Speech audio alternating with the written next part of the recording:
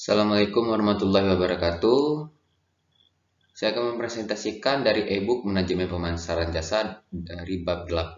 Di bab 8, yaitu komunikasi pemasaran jasa terintegrasi.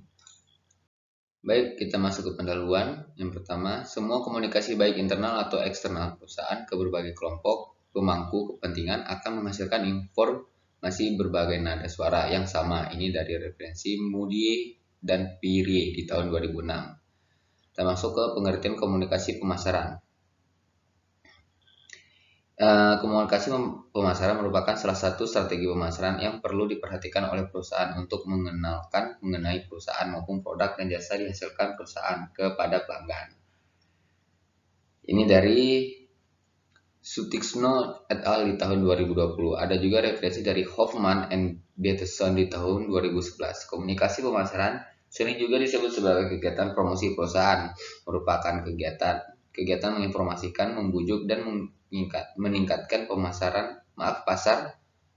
sasaran, termasuk konsumen, karyawan, dan pemegang saham tentang barang dan jasa perusahaan untuk mencapai tujuan perusahaan. Lanjut ke poin 8,3, yaitu komunikasi pemasaran terintegrasi.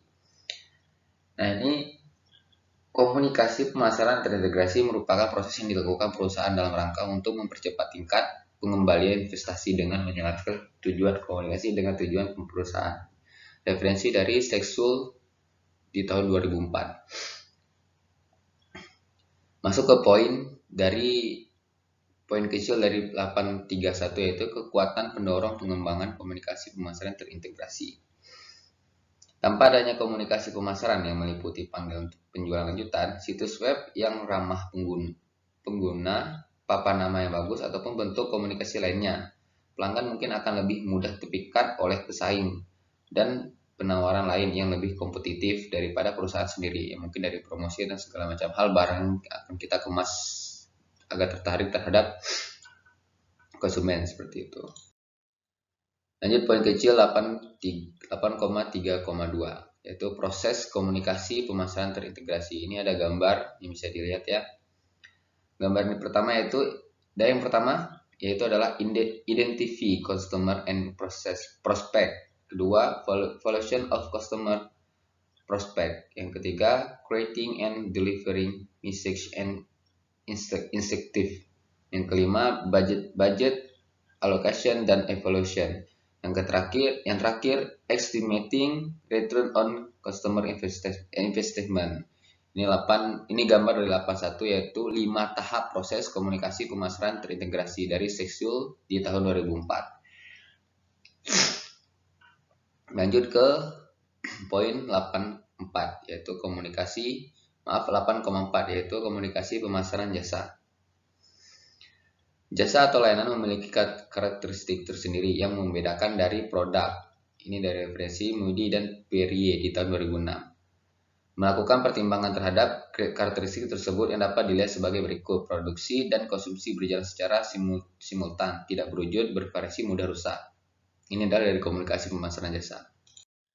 Baik, kita masuk di poin 8,5, bauran komunikasi pemasaran jasa. Ini ada gambar dari referensi yang saya ambil dari Wills and Lovelock, 3 sumber utama komunikasi pemasaran. Ini adalah mengemukakan bauran komunikasi pemasaran sebagai serangkai elemen komunikasi yang memiliki kelebihan tertentu relatif terhadap jenis pesan yang akan diinformasikan dan segmen pasar yang ditargetkan, yang meliputi periklanan, promosi penjualan, hubungan masyarakat dan publisitas, komunikasi personal, materi pembelajaran, dan rancangan perusahaan. Seperti itu dari penjelasan gambar yang saya ambil. Lanjut ke poin 8,3, komunikasi pemasaran terintegrasi.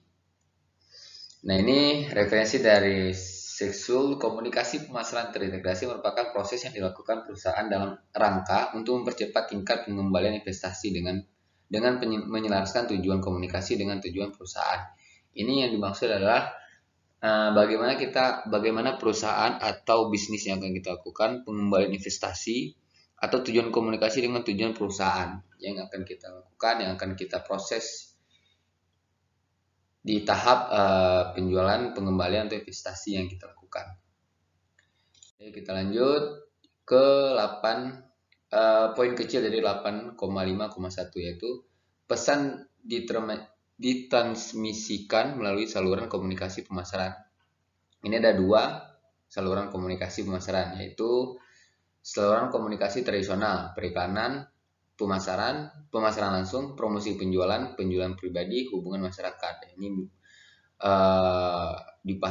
dapat dipahami bagaimana melakukan komunikasi tradisional, ya seperti dulu-dulu, dari mulut ke mulut, atau dari yang akan kita lakukan dari tangan ke tangan, atau kita akan melakukan berjalan menjual sebagai sales ke toko-toko atau ke warung kopi.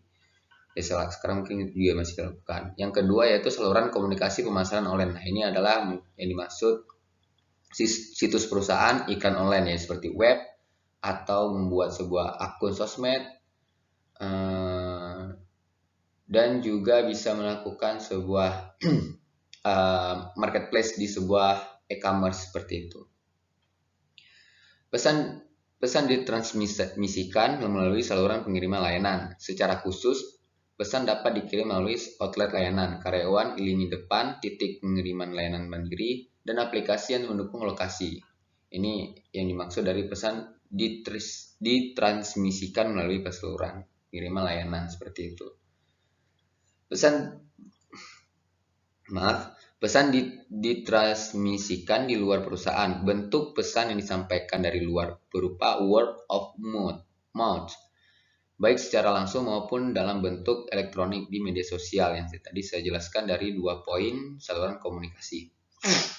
Ulasan online di situs web, pihak ketiga, blog, Twitter, dan liputan media. Nah, ini adalah yang dimaksud sebuah sosial media yang saya tadi menjelaskannya untuk saluran komunikasi pemasaran online seperti itu. Dan lanjut. Baik, sekian dari presentasi PPT saya. Lebih dan kurang saya mohon maaf. Terima kasih. Assalamualaikum warahmatullahi wabarakatuh.